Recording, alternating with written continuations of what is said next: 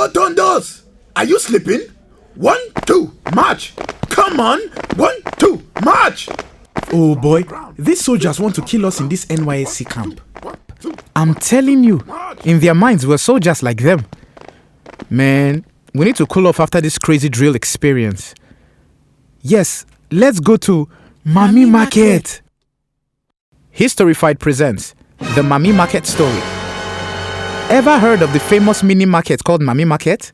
Well, here's its amazing story. Once upon a time, precisely in the 1940s, a beautiful baby girl was born in the land of Otukpo, Benue State in north-central Nigeria. What name, my dear husband, should we give this beautiful baby girl that God has blessed us with?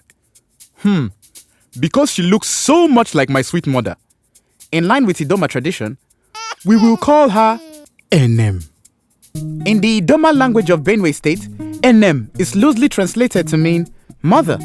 At the time, the new dad was a steward to a white man, and when he broke the good news to his master, the white man curiously asked about the name of the newborn. Having been told that her name meant mother, the white man quickly took to calling little Enem Mammy, which is an English nickname for mother, and that was how the name Mammy of the famous Mammy Market was born. So, Mammy, who was also called Maria, grew quickly, attending to household matters like a pro. Soon enough, at the age of 14, as was the custom in those times, the young girl agreed to marry a fine gentleman named Corporal Ochefu, an officer of the Nigerian army.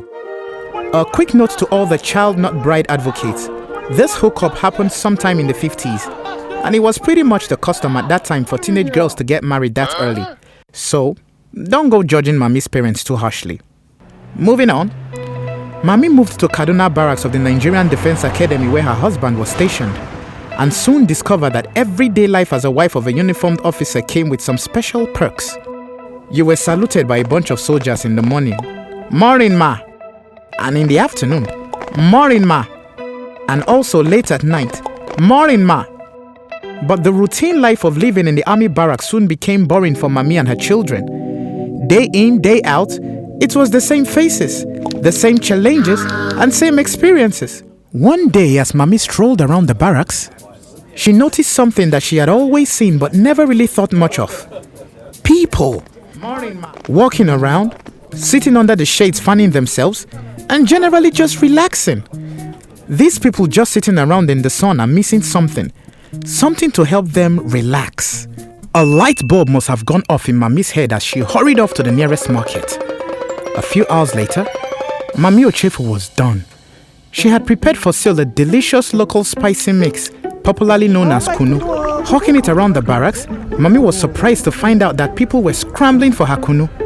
And by 10 a.m. the first day, she had sold them all. This is really a good business idea. Now I can support my husband financially and finally put idleness to rest. Mammy's kunu fast evolved into the barrack favorite, with officers of all ranks and regiments partaking of the special brew. Not only officers, as everyone who had functional taste buds wanted a taste of Mammy's notoriously famous kunu. But Mammy's notoriety didn't end with humans. Flies were known to swarm around Mammy's compound, where she prepared the daily spicy mix. This became an issue. After secretly sipping her chilled kunu, Mammy's neighbors would then openly throw a fit, complaining bitterly about the swarm of flies that covered the compound as a result of the kunu. We have been invaded in our own homes by these horrendous flies. Who will save us from Mammy and her fly-attracting kunu? So as to allow peace reign, Mammy washed up her utensils one last time and stopped making her famous kunu. For days, the men of the barracks tried to survive without Mammy's spicy kunu. They constantly licked their lips as they passed by the Ochefu's residence, daydreaming about the kunu, even during marching drills. After 2 whole weeks had gone by, they quickly realized that they couldn't live anymore without Mammy's kunu. And even though they bought the drink on credit and were owing her a month's worth, they didn't mind making the move to find out what had befallen their beloved kunu and its maker too. Off they went, marching in tandem, and halted sharply at the door of the Ochefu's 1-bedroom apartment. Pression! Kunu-thirsty senior officers who were regular patronizers of Mammy's drink led the charge to question the sudden stop in this all-important kunu production.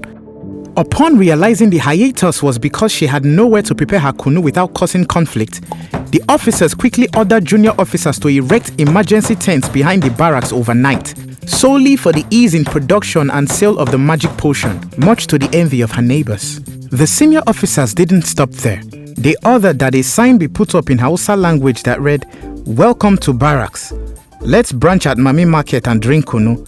This further irritated the already jealous neighbors, sealing Mami's kunu as the official beverage of the barracks. In later years, as the Ochefus were transferred from Kaduna to Zaria and then to Ibadan on official assignments, the officers would radio one another from different geographical locations of Nigeria, telling of the wonders of Mami's kunu, and instantly, tents called Mammy Market would promptly spring up before their arrival at the new locations, ensuring that there was never a bottleneck in Mami's kunu production. As the Ochefus strolled into their new residences, they were met with thirsty soldiers, all anticipating the much talked about special brew. Soon enough, the mini market expanded to include other essential food items required by the military communities, as Mammy warmly shared the tent with the wives of other uniformed men who had small businesses. And that, dear friends, was how the famous business coinage Mammy Market stuck like glue, growing to be a national phenomenon in Nigeria.